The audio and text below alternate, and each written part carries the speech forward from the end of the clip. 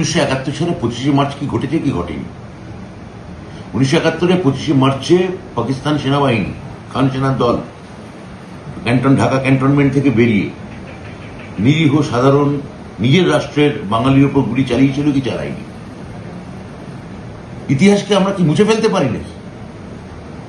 ইতিহাসকে আমরা মুছে ফেলতে পারি না। যা সত্য তা সত্য। 71 সালের 25শে মার্চের পর সেই দিনটা থেকে স্বাধীন বাংলাদেশের দাবি আরো জোরালো, আরো পাকাপোক্ত হয়েছিল।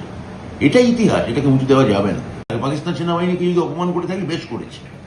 পাকিস্তান ভাই আমাকে বলতে দিন, তাহলে আমি বাইট দেবো না, আমি চিনি না আপনাকে। 1971 সালে 25শে মার্চের ঘটনার যদি পাকিস্তান সেনাবাহিনীকে আমি যদি নিন্দা করে থাকি, আমি বেশ করেছি, আবার করব। পাকিস্তানি সেনাবাহিনী সেদিন যেটা চালিয়েছিল একটা বর্বর অমানসিক ঘটনা। পাকিস্তান সেনাবাহিনীকে আমি নিন্দা করবো না তো কি করবো? আমি 71 সালের এই ঘটনা, নিরীহ অস্ত্রহীন নিরস্ত্র বাঙালিকে প্রথমে জগন্নাথ হল, ঢাকা ইউনিভার্সিটি, তারপর ঢাকার বিভিন্ন বাড়িতে ঢুকে গুলি করে, এটা সবাই জানে।